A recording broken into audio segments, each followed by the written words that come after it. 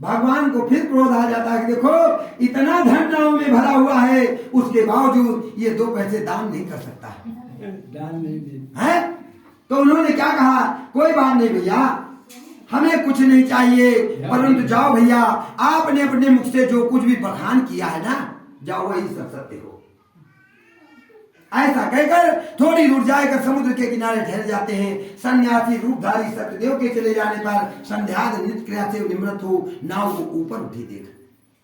कहने का मतलब है कि जिस समय नावें समुद्र में चल रही थी तो क्या था, हीरा और जवाहरात से भरी हुई थी नावें, इसलिए पानी में डूबी हुई, जब वजन है उसमें तो पानी में डूबी हुई चल रही थी।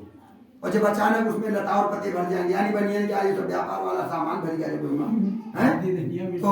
तो वह का भवा जंतु वो बल्ला से उतरा गए ऊपर का, एकदम से उतराए तो ऊपर आ जाती है। जब ऐसा होता है तो आश्चर्य में पड़ जाता है वैसे, और उनके पट खुलवाता है। जब पट खोल कर देख रहा है तो क्या देख रहा है कि वाकई में अपने मुंह से जो कुछ भी बखान किया था वही सब भरा हुआ है। ऐसा देखकर वैश्य मूर्छा खाकर पृथ्वी पर गिर पड़ा। जब वैश्य को होश आया तब अति घोर चिंतित हुआ कि ये क्या हुआ।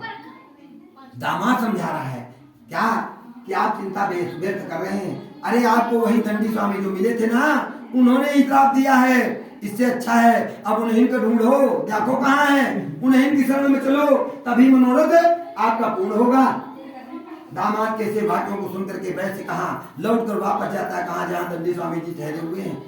जिस समय वहां पहुंचता है तो उन्हें देख कर भक्ति से प्रणाम कर सागर कहने लग गया, यानी जाके बड़े भाव से भगवान का प्रणाम किए और रोने लग गया। जाके वहां पर क्या कह रहा है, प्रभु मुझसे जो कुछ भी अपराध बन गया हो उस अपराध को क्षमा कर दो भगवान, मेरा धन ला दो। ये क्या कर दिया आपने।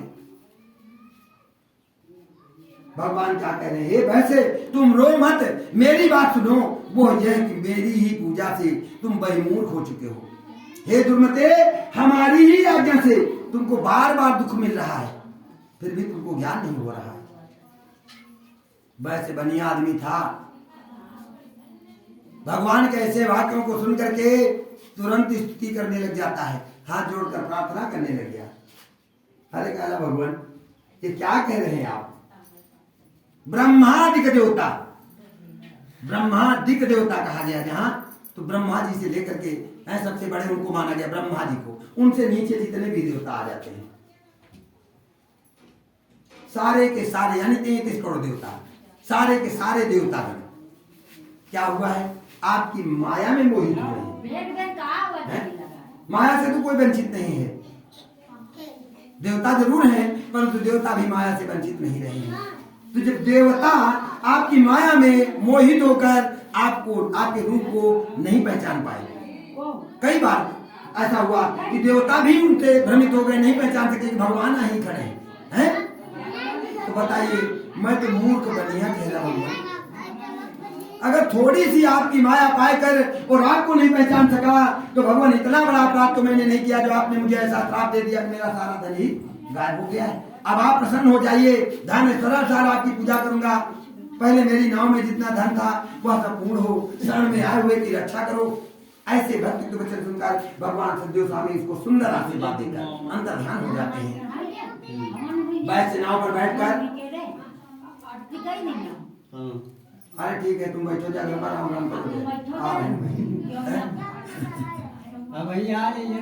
भगवान उसको सुंदर सुंदर आशीर्वाद देकर अंतर ध्यान हो जाते हैं। वैसे अपना नाव पर बैठकर धन देखता है जब, तो प्रसन्न हो जाता है, खुश हो जाता है और खुश होकर नाव को अपने देश के लिए लेकर चल देता है। कुछ देर बीते साल वैसे दामाद से बोला कि मेरी रत्नपुरी नामक नगरी को देखो। उन्होंने धन के रक्षक दूत को अपने घर समाचार देने के लिए भेजा। दूत नगर में जाकर वैश्य की भार्या लीलावती को देखकर हाथ जोड़ प्रणाम कर प्यारे वचन बोला कि मां लाला जी बंधु और धन और दामाद के समेत नगर के करीब में आ चुके हैं। दूत के ऐसे वचनों को सुनकर के सती लीलावती निज कन्या खड़ावती से बोली, बिटिया एक काम तुम करो कि जिस समय तुम्हारा जन्म नहीं हुआ था उस समय तुम्हारे पिताजी ने एक कथा मानी थी, वो कथा आज तक नहीं सुने, और ये कथा मैंने मानी थी कि जिस समय मेरे पति और दामाद घर वापस आ जाते हैं तो भगवान मैं आपका व्रत करूंगी। तो जब वो अपनी मानी हुई कथा आज तक नहीं सुने थे तो मेरी मानी हुई कथा है, अगर वो घर आ गए कहीं तो कदापि नहीं सुनने देंगे। अच्छा इसी में है कि वो घर ना आने पाए और तुम यहाँ पंडित जी को बुलाया कर फिर समाप्त कर डालो, मैं लाला जी के दर्शन को जा रही हूँ। भाई वहां भी जाना जरूरी है, क्योंकि खबर आई है वहां नहीं जाते हैं तो भी बात बिगड़ जाएगी, हैं?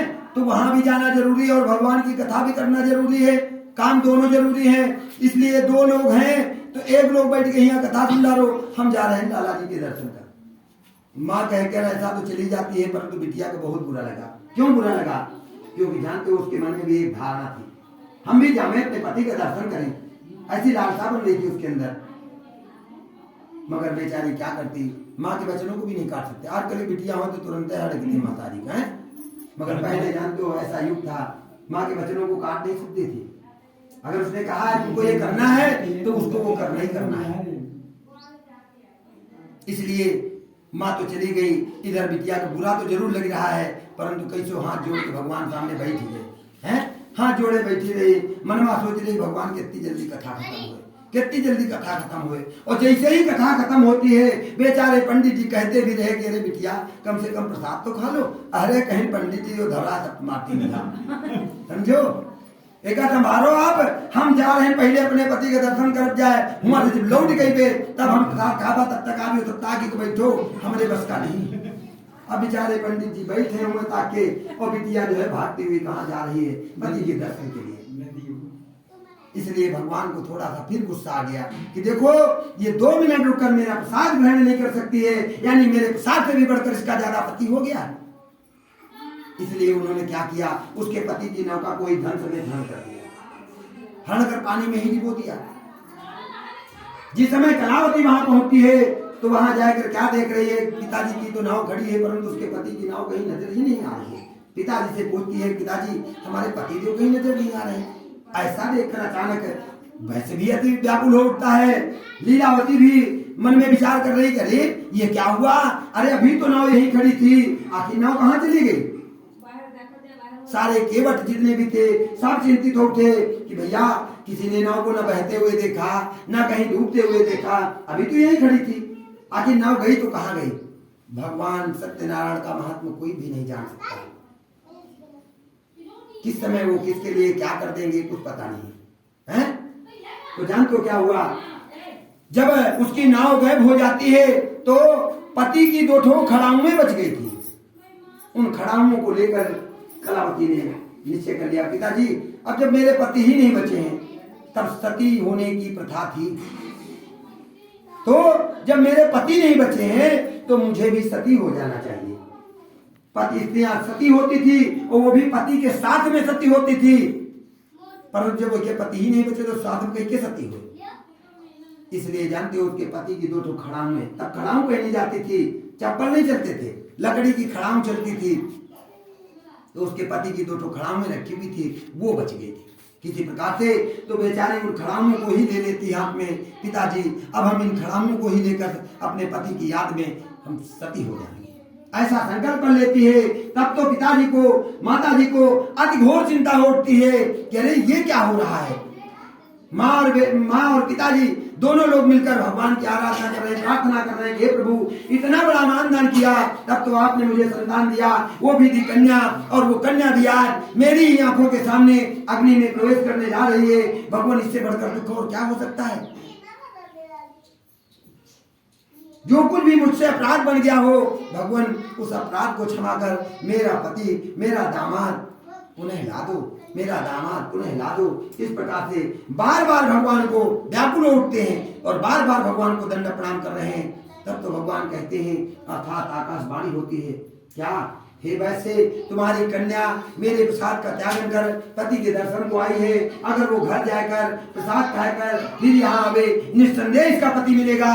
जब कलावती ने ऐसी आकाशवाणी सुनी तो कलावती शीघ्र घर वापस जाती हैं और वापस जाने के बाद वहां बैठकर प्रेम से भगवान की प्रसाद को ग्रहण करती हैं। प्रसाद खा लेने के बावजूद काफी देर तक भगवान से प्रार्थना करती रही कि कहीं ऐसा ना हो कोई त्रुटि न रह जाए, हैं कि वहां पहुंचे बाद फिर कहते कि वो प्रसाद तो खा रहा है, वहां प्रार्थना न की रहा हो, हैं। इसलिए काफी देर तक भगवान से प्रार्थना करती रही। उसके बाद जब लौटकर समुद्र तट पे पहुंचती है तो क्या देख रही, जैसे कि चंद्रमा बादल का पिया जब चंद्रमा के ऊपर आ जाता है तो चंद्रमा छुप जाता है, ठीक इसी प्रकार से, और वो हटा तो चंद्रमा निकल गया। ठीक इसी प्रकार से समुद्र के भीतर से अचानक नाव निकल आती है। ऐसा देखकर कलावती अति प्रसन्न हो पिताजी से बोली, पिताजी अब देर ना करो, जल्दी से घर चलो, क्योंकि उसके मन में अभी भी शंका बैठी हुई है। क्या कहीं ऐसा न हो कि न मुझसे कोई त्रुटि हो जावे, हैं, जो हमारा पति फिर न गायब हो जाए। इसलिए पिताजी से कह रहे, पिताजी जल्दी से चलो। पिताजी समझा रहे हैं, बिटिया घर तो चलना ही है, परंतु क्या है, कहते हैं कि जल्दबाजी, किसी भी कार्य में जल्दबाजी अच्छी नहीं होती है। जल्दबाजी में क्या होता है, बना हुआ कार्य भी बिगड़ जाता है, हैं? पता लगा हम ये जल्दी जल्दी कर्म करें ना, हाथ लगा कलर भट्ट पलटेगा, है ना। तो बना हुआ कार्य, यानी हम तो उसको सजा के बढ़िया से लगाए और तिनको हाथ ऐसे टक्का ला के जल्दी जल्दी भट्ट से पलटेगा।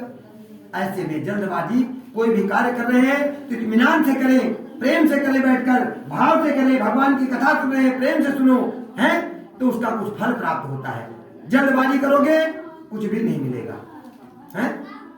गुरु महाराज कहा करते रहे हैं, कहा भक्त जो है मंदिर में दर्शन करने जाता है और 500 रुपया जूता पहने के कहा मंदिर पर गेट पर उतार देने से।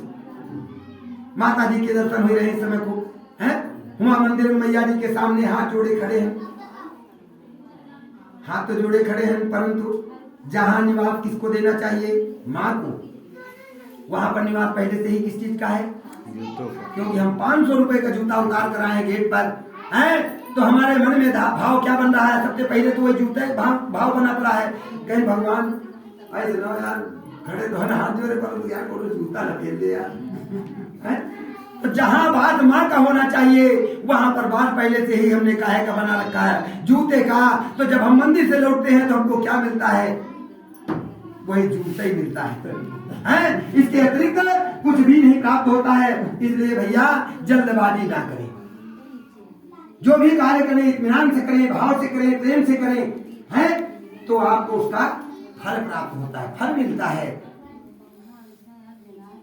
फिर उन्होंने क्या किया, तुरंत पंडित जी को बुलाया और पंडित जी को बुलाकर वहीं पर विधान से भगवान सदैव के घाटे पर बैठ के यहाँ पूजा के रहे जाको। इतना मतलब परेशान होने के बाद आज वो इतना सीख उनको मिल जाती है कि हमें घाटे पर पंडित जी का बुलाया विधिवत भगवान की पूजा की। पूजा करने के बाद अपने धन और बंधुओं के समेत, दामाद के समेत अपने घर पहुंचते हैं, परंतु घर पहुंचने के बाद भी महीने में 2 तिथियां आती हैं ऐसी जिसमें कि भगवान का विशेष नाम लिया जाता है, एक पूर्णिमा और दूसरी अमावस्या।